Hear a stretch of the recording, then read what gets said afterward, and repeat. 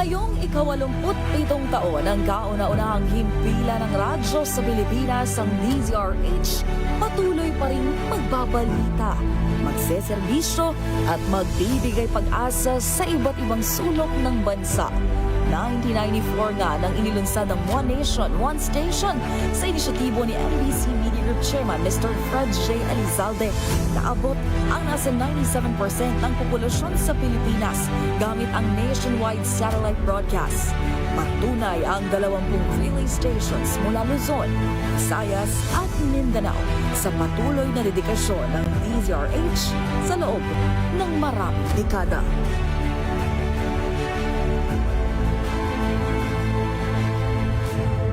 MBC Media Group.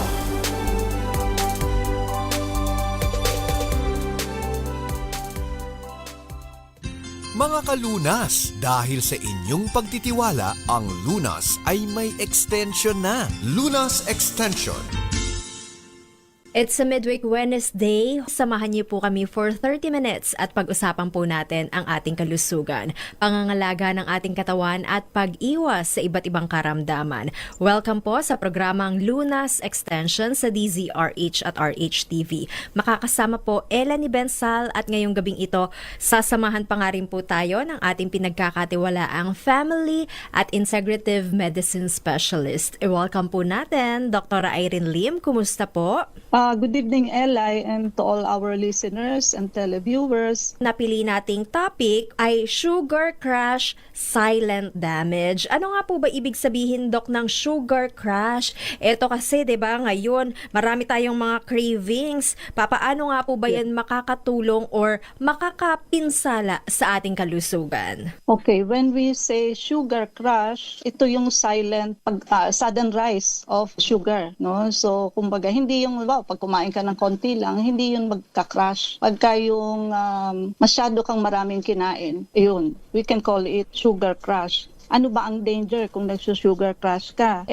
Magka-crash din ho yung insulin ninyo, or insulin spike or sugar spike. Biglang taas. Ang problema lang ho doon, pag biglang taas, biglang baba din ho. So, doon ho, ang pasyente, they feel sleepy, they feel weak after eating. So, marami yung ganyan. After kumain, inaantok. No? So, tanong niyo sa sarili niyo kung isa kayo sa ganun, ano? Because may hindi ho magandang nangyayari inside your body.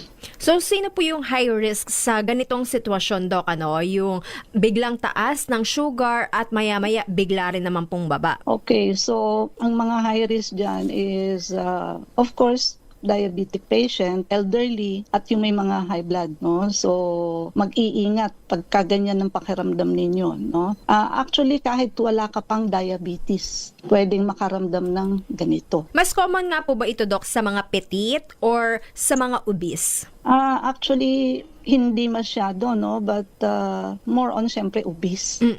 And ayun nga, isang simpleng symptoms lang ito, yung inaantok after kumain, na hindi ho nyo dapat baliwalain. At karamihan ho ng inaantok after eating, mas marami ho kasing blood ang pumupunta sa stomach natin. Although hindi lahat ng tao nakaka-compensate ng ganito, but ayun ho yun, no? And kala nyo normal lang, pero hindi ho normal yan. Kami ng mga doktor ang nagsasabi sa inyong hindi ho normal yan. Dapat i-address yan. Ganyan ho nagsisimula ang diabetes. So, ang topic natin is, ano ho yan, parang wake-up call for diabetes. If you will notice, hindi lahat ng tao inaantok after eating, but majority of people inaantok after kumain. But yung time na yan, na inaantok ka after kumain, minsan wala ka pang diabetes yan. So, ibig sabihin, papunta ka sa diabetes. And huwag niyong hintayin na maging diabetes bago kumilos. Every time na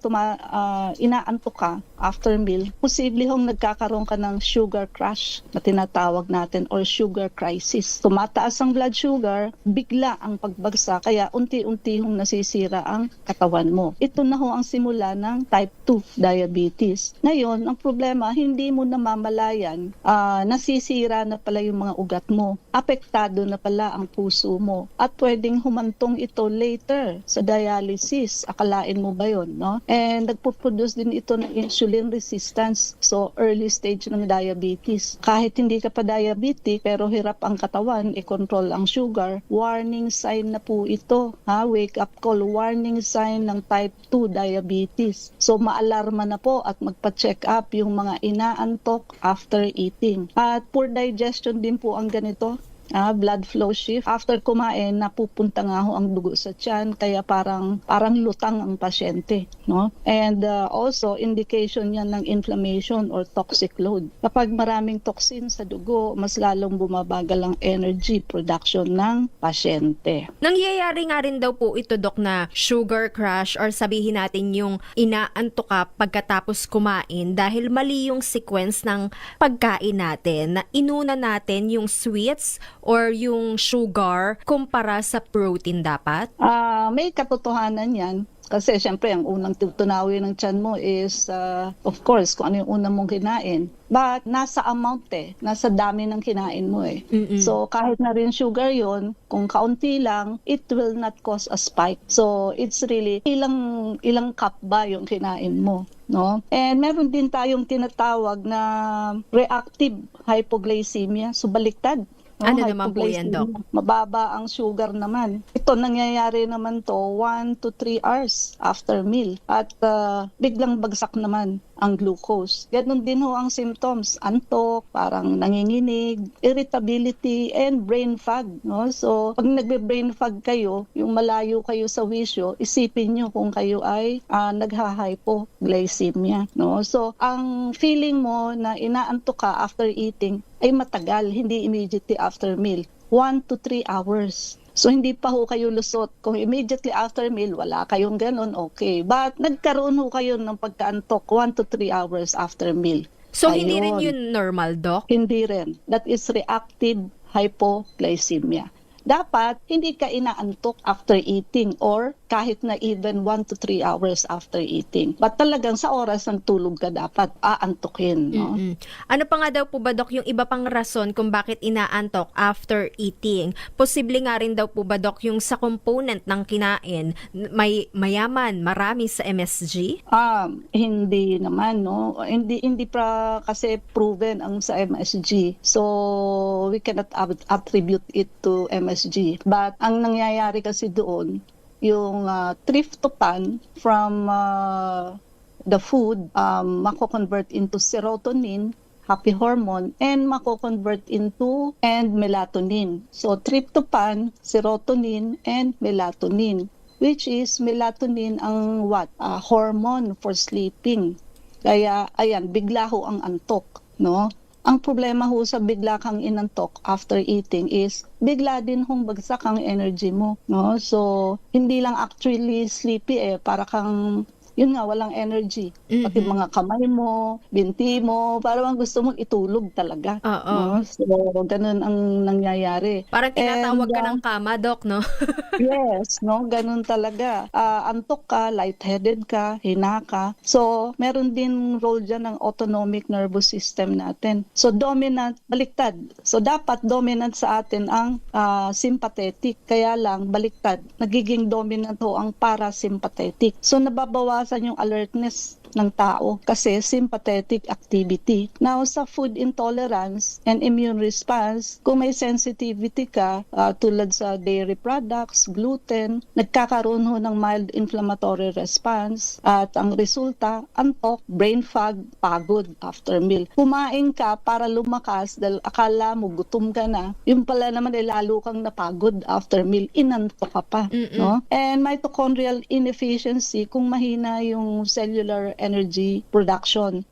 Yung mitochondria ho, powerhouse yan ng ating cell. Yan ho ang nagke-carry ng energy natin. Now, kung mahina ang cellular energy production natin, hindi efficient mag-convert ng glucose to ATP. Okay, so kaya kumain ka na pero mas lalo ka pang napagod, which is sabi nga natin kanina, baliktad, imbis magka-energy ka. Mas lalo ka nang hina. Lalo kang nanghina sa antok. And circadian rhythm effect, natural na may dip ang alertness. So, early afternoon, 1 to 3 p.m. Kung kakain ka sa time na to, mas lalong lalala ang antok mo. Kaya ho, di ba, sa mga office, binibigyan ng kahit 30 minutes na Break time. break time. Kasi kung yung, alibawa, kalahati ng empleyado mo, may sugar crash, Oo. ayun po, mabe-brain fog yan. So, hindi efficient. So, ayun na ho, kung oras ng pagkain, nag-sugar crash ka, ang dami mong kinain, puro carbohydrates pa, ayun na po, no? Magka-crisis, sugar crisis. Magka-crisis din po sa pag-produce ng insulin. Siyempre ho, ang magti-trigger sa insulin is sugar. Masyadong mataas yung sugar, nag-spike nga siya Para ho bang kung sa bagyo, yung spike is, we call it surge.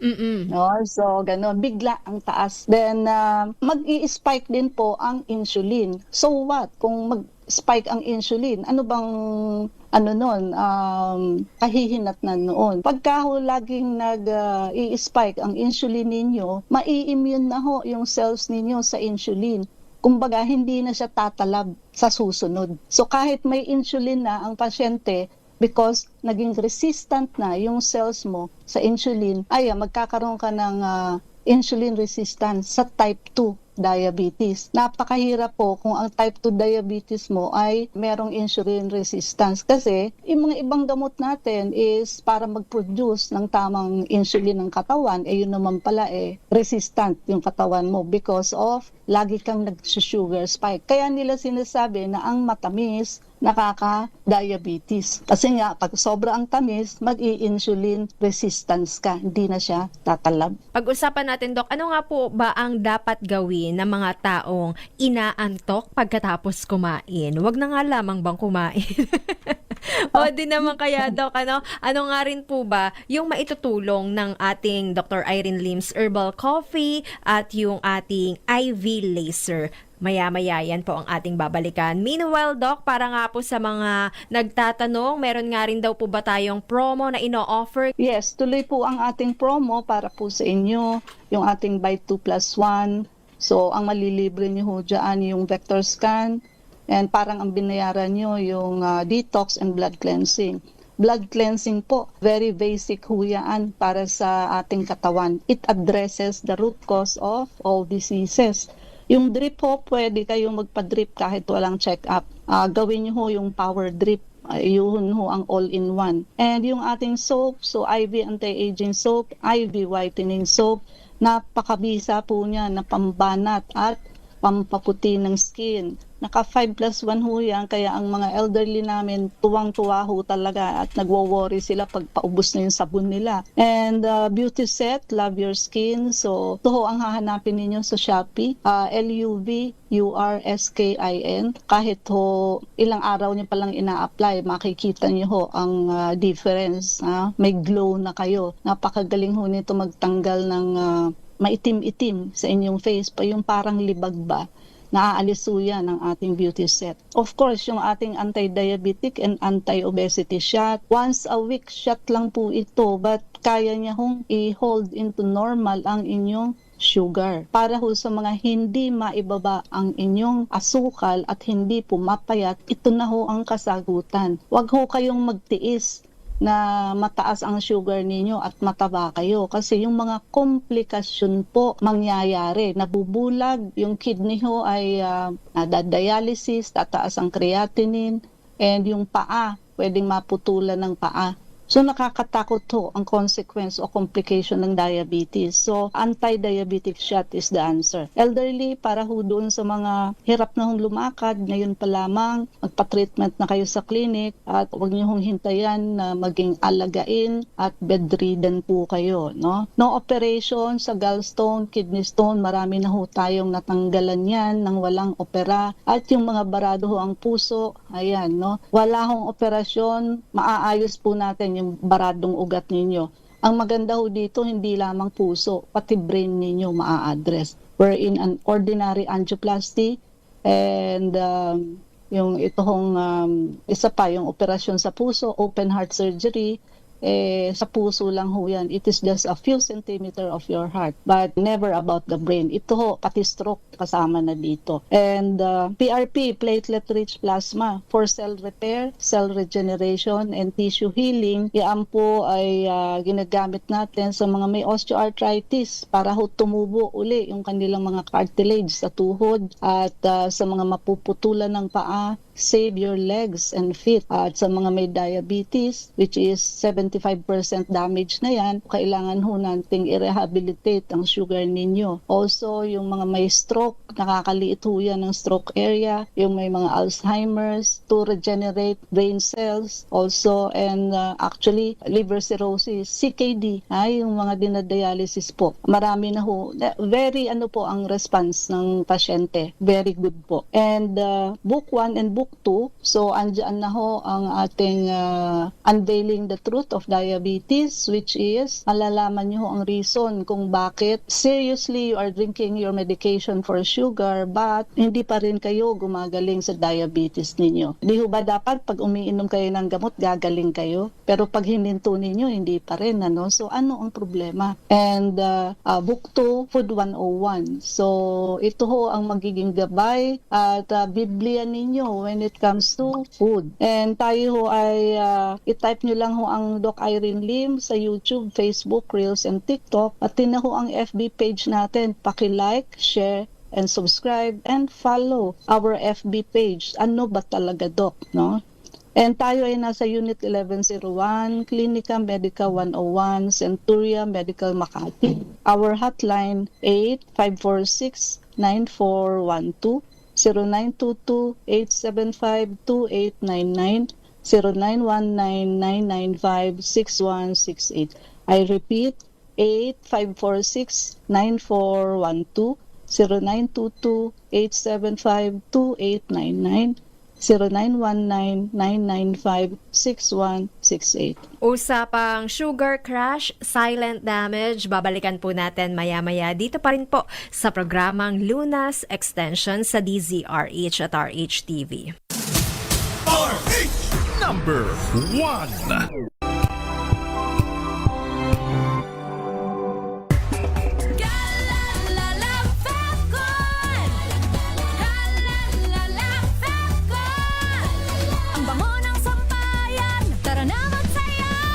Fabcon, amoy nakaka-joyful.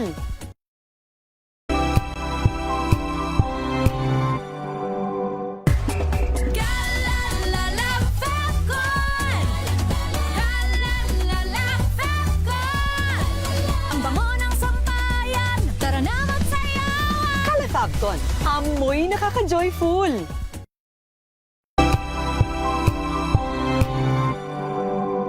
Kasabay ng mga hamon at pagbabago sa paglipas ng panahon, nananatiling tapat ang DZRH sa paghahatid ng serbisyo sa publiko. Mas pinalawak ang pagpapaabot ng balita at impormasyon, hindi lang sa radyo, kasama na rin ang telebisyon, live streaming at social media para ihatid ang mga kwentong makabuluhan at napapanahon saan ka man naroroon. Mula noon hanggang ngayon, mananatiling kaagapay mo ang DZRH, naninindigan sa paghahatid ng katotohanan at sa paglaban sa patuloy na pagkalat ng disinformasyon at sa pagyakap sa makabagong teknolohiya at sa patuloy na pagsulat ng kasaysayan, mananatiling kasama mo ang DZRH saan ka man sa mundo.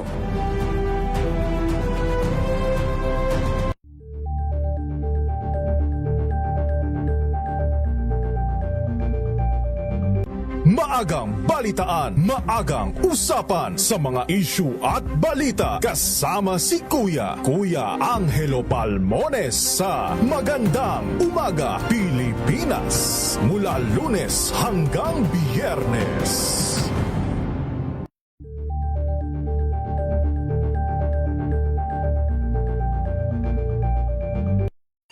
Mga balitang gigising sa inyong umaga. Mga balitang kailangan mong malaman. Mapapakinggan sa ACS Balita sa 2x2.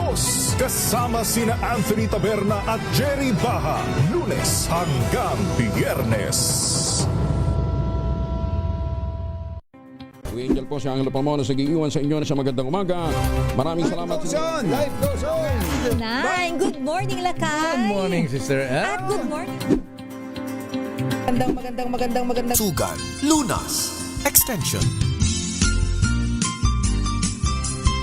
Kasama pa rin po natin Dr. Irene Lim at para sa mga kakabukas nga rin lamang na kanilang radyo, telebisyon o social media, pinapag-usapan pa rin po natin sugar crash, silent damage. Balikan po natin, Doc, yung ating naiwang katanungan kanina kung ano nga rin daw po ba yung mga kinakailangan nating gawin, kung sakaling yun na nga po, isa nga po tayo dun sa mga nakakaranas na inaantok pagkatapos kumain. Kahit na agad-agad yung antok na nararamdaman natin or sabihin nating 1 hanggang 3 oras ang pagitan pagkatapos ng pagkain, tsaka lamang tayo nakakaramdam ng antok. Okay, so and also mas red flag ho.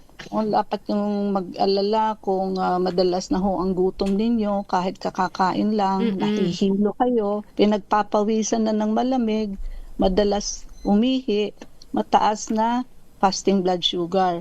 So, possible papuntahan na ho talagang diabetes yan. At palpitation plus anxiety after eating. Ayun na nga, yung in-explain ko kanina, yung sa insulin surge. And blurred vision after meal. Pag may ganyan ho, nalabo ang paningin after kumain, malamang ho, sobrang taas ng sugar ninyo, no? And biglang gutom naman ho, kahit kakakain lang, within 1 to 2 hours. Ayan, medyo red flag din po yun, no? So, ibig sabihin, nag-surge ang insulin ninyo kaya mabilis maubos ang sugar ninyo. So cycle ho yan ng overeating. So ang kulang sa insulin, bad. Ang sobra naman ho sa insulin dahil nagsusugar, insulin surge kayo, bad din po. So at saka pagka ho may kasabay na weight gain, especially sa tiyan, medyo red flag din po yun kasi central obesity ho yan. And ayan, pagka ho kayo ay may visceral fat, ano ba yung visceral fat? Sa visceral fat ho kasi, hindi lang ho ito ordinaryong bilbil sa katawan. So may nangyayari ho dito.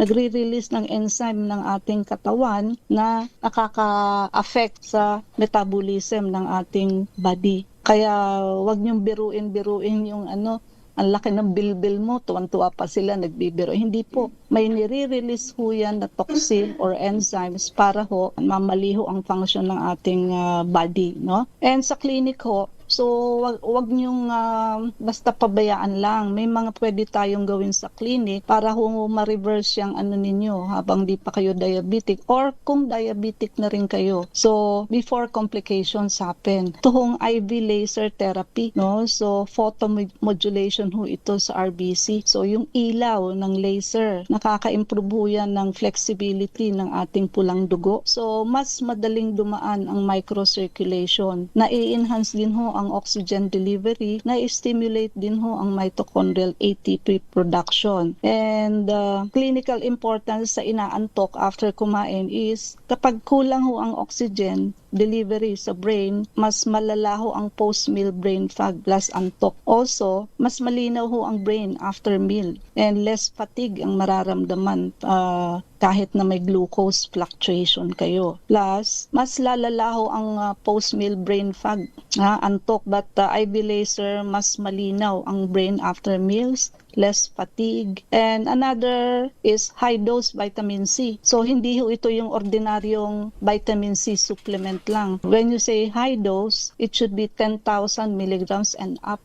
So, ganun ho kataas. Nakaka-reduce ho ito ng oxidative stress from glucose. It is because vitamin C nga ho siya, antioxidant. And free radicals ang sumisira sa ating katawan. At pinatitibay ho nito yung endothelial function, yung lining ho ng ating ugat, no? So, tumitibay ho yun. So, hindi madaling mag-wear and tear, no? Mas nai-improve ang insulin sensitivity pagka ho gumaganda ang endothelial function, no? And yung atin hong high-dose vitamin C, it protects vessel from sugar damage. Pagka ho kasi diabetic kayo or papuntang diabetes, malapot ho ang dugo ninyo. no? So nakakalabnaw ho ng daloy ng dugo ang high dose vitamin C. Naleleso yung fatigue and inflammation and nai-improve ang recovery ng cells. So ang mangyayari ho, damage control plus metabolic support. Now, yung atin hong pangatlo, UV ozone,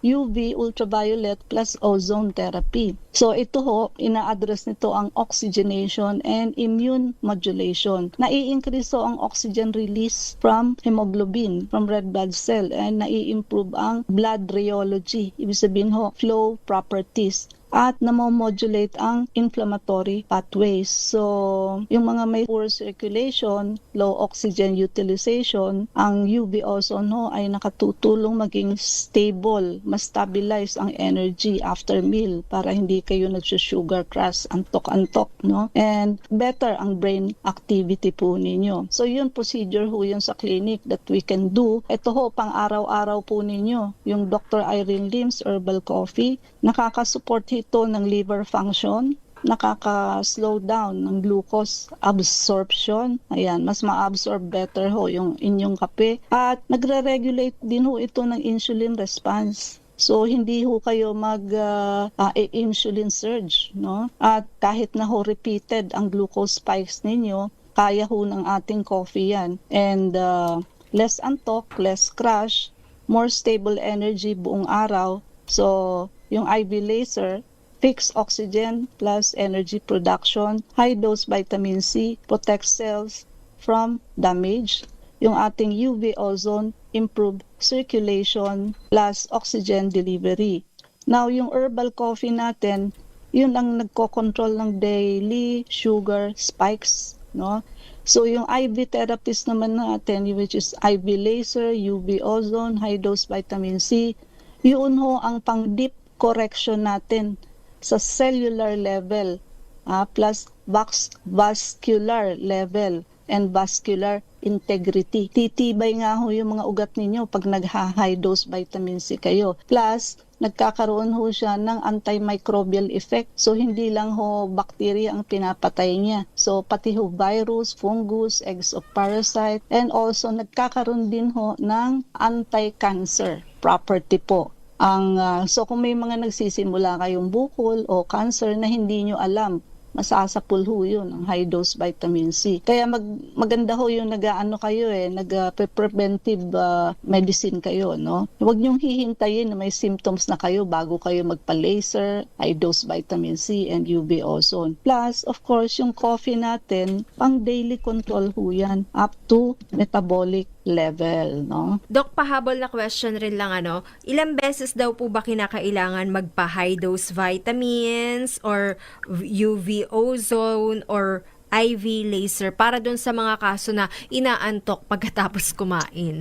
Okay. Yung inaantok, sabihin na natin 5 to 10 session. Kasi hindi naman yung antok lang aalisin natin eh. Kung hindi, may i-fix siya inside the body.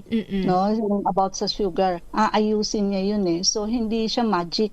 No? Okay. But yun, mararamdaman ho nila. Yung mas grabe, syempre, more session. But kung hindi naman ho gaano, siguro 5. No? But, ayun na nga ho, hindi ito dapat ipagwalang bahala dahil papunta na ho kayo sa diabetes or may diabetes na kayo itself, no? Okay. Ngayon, alam natin, hindi normal na inaantok pagkatapos kumain, Yes. Mamaya nga po, may kaakibat na itong seryosong sakit, kaya dapat po nating ipasuri sa ating pinagkakatiwalaang espesyalista. Doc, ang ating clinic address, hotline number, and of course, yung details ng promo na gusto pong mag-avail. Okay, buy 2+1. So, malilibre ho ninyo dito ang vector scan. Whole body scan ho ito, hindi isang part lang. And bukod po doon, malilibre ninyo yung vector scan, Russian technology ho ito. Walang radiation. Accuracy more than 90%. Yung ating drip, kahit wala kayong check-up, pwede ho kayo magpa-drip. So, power drip ang gawin ninyo. So, all-in-one po yan. Yung atin hong soap, IV anti-aging soap and IV whitening soap. Naka 5+1 po yan, no? Napakabisa ho nitong pangbanat at pampaputi whitening ng skin, and beauty set, love your skin. Ayan po, kahit ilang araw pa lang ho, napakagaling ho nito sa impurities, magtanggal ng impurities. Kahit ilang araw, makikita nyo na ho yung resulta, nag-glowing and blooming ho kayo. And yung atin hong kape, Dr. Irene Lim's Herbal Coffee. So, wala hong tumikim nito na hindi nagsabing masarap at napakasustansya ho nito kasi blended ito with 15 powerful natural ingredients, no? Kaya napakasustansya ho nito. Now, kung gusto niyo hong magkaroon ng discount or maging reseller, simple lang ho. Bumili ho kayo by bulk and yung madi-discount ho ninyo, yun na ang magiging profit ninyo. So, buy 10 boxes, discount of 50 pesos per box.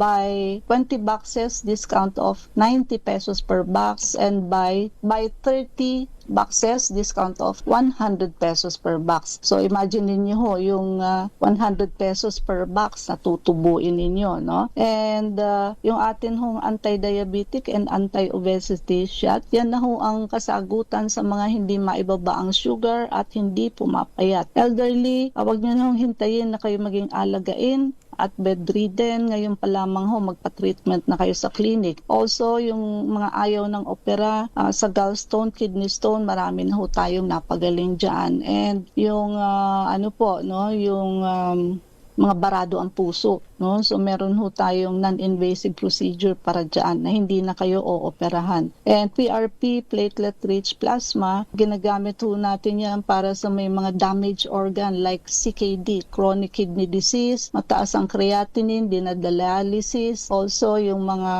may liver cirrhosis, fatty liver, also yung may mga na-stroke na, and yung mai-stroke pa lang, and yung may Alzheimer's disease, diabetic foot, mapuputulan ng paa, so marami pa hong iba, no? Napakabisa ho nito. Lahat ng ginamitan namin nito talaga ho may kanya-kanyang testimony sila. And also book 1 and book 2, makiagaw na po kayo yung ating book 1, Unveiling the Truth of Diabetes. Ano ang dahilan? Bakit hindi kayo gumagaling sa diabetes in spite of religiously taking your medication? And Food 101, ito po ang magiging gabay at maging Biblia po ninyo, no, sa pagkain.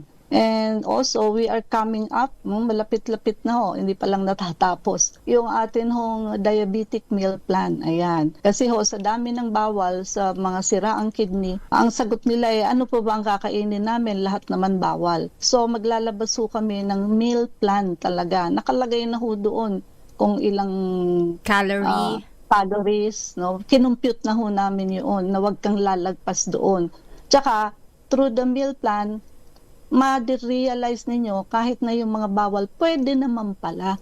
Basta computed lang yung amount ng sodium, potassium, phosphorus, no? So, pasok na ho doon sa meal plan na yun. So, susundin na lang po nila, no? Abangan nyo po yan para sa may mga CKD sa pamilya. Social media, type nyo lang ho ang Doc Irene Lim sa YouTube, Facebook, Reels, and TikTok. Pati na ho FB page, paki-like, share, and subscribe, and follow. Ano ba talaga, Doc? Unit 1101, Clinica Medica 101, Centuria Medical Makati. Our hotline, 8546-9412. 0922-875-2899, 0919-995-6168. I repeat, 8546-9412, 0922-875-2899, 0919-995-6168. Thank you so much, Dr. Irene Lim, and keep safe always. God bless po. Keep safe, God bless, and good night. Maraming salamat nga po, Luzon, Visayas at Mindanao. Yan po ang kabuuan ng ating discussion about sugar crash, silent damage. Ngayon, alam na nga po natin ang dapat nating gawin para hindi antukin pagkatapos kumain. Nakasama niyo po Ella ni Bensal, bumabati ng magandang gabi at magkarinigan tayo hanggang sa susunod dito pa rin po sa programang Lunas Extension sa DZRH at RHTV. Mga kalunas, hanggang bukas dito sa Lunas Extension.